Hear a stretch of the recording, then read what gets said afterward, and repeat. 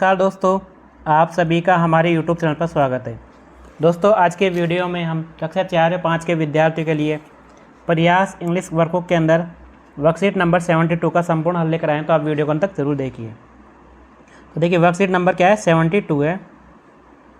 Read the passage below and answer the following question. नीचे दिए गए गद्यांश को पढ़े और निम्नलिखित प्रश्नों के उत्तर दीजिए। तो देखिए, अपने पास में एक नीचे पैसेज दिया गया है, उसको पढ़ना है और प्रश्न के उत्तर देने हैं। ठीक है। जैसे सेरा वाज ए लिटिल कब। सेरा एक छोटा शावक था। He lived in the jungle with his mother lioness. यानी वह अपनी माँ शेरनी के साथ जंगल में रहता था। वन डे, एक दिन, Sera was playing hide and seek with her siblings. एक दिन सेरा अपने भाई बहनों के साथ लुका छिपी खेल रहा था। तो he was searching for them, यानी वह उन्हें ढूंढ रहा था। Suddenly he realized that he had come far away from home. तो उसे अचानक से एहसास हुआ कि वह घर से बहुत दूर आ गया है। He did not remember the way to his home. उसे अपने घर का रास्ता भी याद नहीं था। तो सेरा स्टार्टेड क्राइंग। सेरा रोने लगा। ठीक है। तो mother lioness heard the crying of Sera. तो माँ यानी सेरा की माँ शेरनी सेरा की रोने की आवाज़ सुनी, यानी सुनाई दी। All the siblings and mothers lioness started looking for him. तो सभी भाई बहन और शेरनी माँ उन्हें ढूंढने लगे। फाइनली, आखिरकार, mother lioness found Sera behind a big banyan tree. तो यानी आखिरकार शेरनी माँ को एक बड़े बरगद के पेड़ के पीछे सेरा मिल गया। Sera become very happy after seeing his mother. यानी सेरा अपनी माँ को देखकर बहुत खुश हुआ उसने। ठीक है। तो he happily hugged his mother and both went home. तो उसने खुशी से अपनी माँ को गले लगा लिया और दोनों घर चले गए। ठीक है। यहाँ पे एक स्टोरी थी सेरा की। तो what did Sera do when he got lost. यानी खो जाने पर सेरा ने क्या किया। तो सेरा स्टार्टेड क्राइंग। सेरा रोने लगा। Who search for Sera. Sera को खोजने, यानी सेरा को किसने खोजा।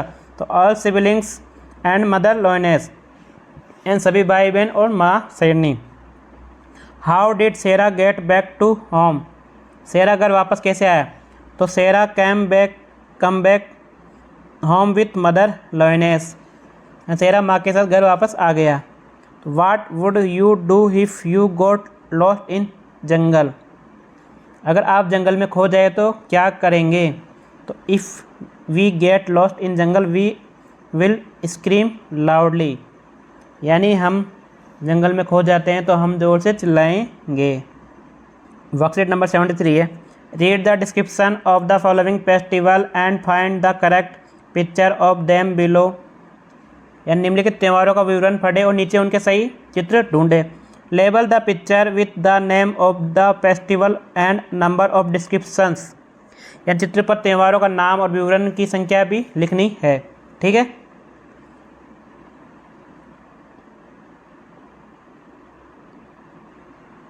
जैसे पहला इसके अंदर, people celebrated the birth of Jesus Christ on this day. यानी इस दिन लोग ईसा मसीह के जन्म का जश्न मनाते हैं। ठीक है।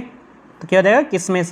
Sisters tie A rakhi on brothers wrist. बहनें भाई की कलाई पर राखी बांधती है। It is the festival of colour. ये रंगों का त्यौहार है। It is the festival of light. It symbolise the victory of God over evil. ये रोशनी का त्यौहार है। ये बुराई पर अच्छाई की जीत का प्रतीक है। It is also called the festival of breaking fast. It marks the end of Ramadan. ठीक है। यानी इसे उपवास तोड़ने का त्यौहार भी कहा जाता है। इस रमजान के अंत का प्रतीक है। ठीक है। 6 है, it is the festival of the new harvest. People celebrate by dancing and eating festive food around the bonfire.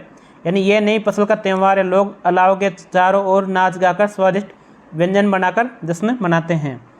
ठीक है। इनके त्योहारों के यहाँ पे नाम लिखने चित्र को देखकर। तो फोर्थ पे क्या है, दीपावली। थर्ड पे होली। सेकंड पे क्या है, रक्षाबंधन। 5 पे ईद, ये लोहरी और ये क्या है किसमिस। सीट नंबर 74 है A read the following paragraph and discuss the question given below. निम्नलिखित पैराग्राफ को पढ़े और नीचे दिए गए प्रश्न के उत्तर दीजिए। Arun was doing his homework, Arun अपना होमवर्क कर रहा था।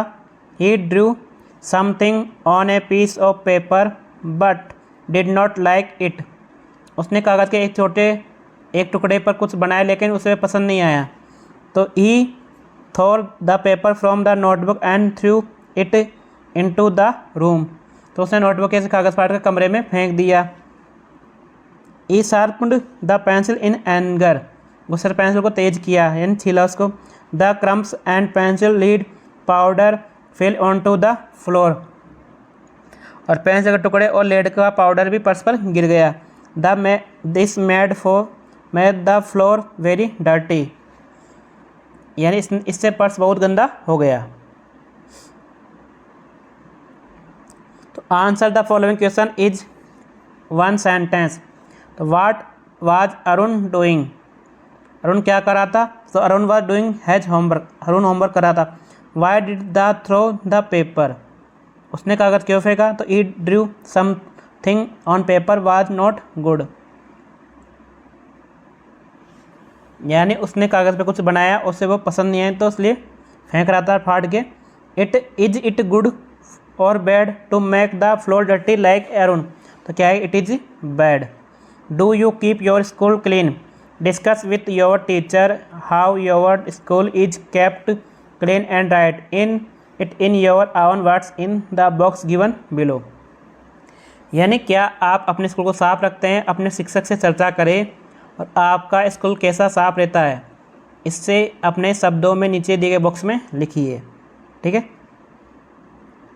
तो we do the following to keep the school clean, यानी हम स्कूल को साफ रखने के लिए निम्नलिखित कार्य करते हैं। We put garbage in the dustbin, हम कूड़ेदान में डालते हैं। ऑलवेज क्लीन द स्कूल, इसको हमें साफ रखें।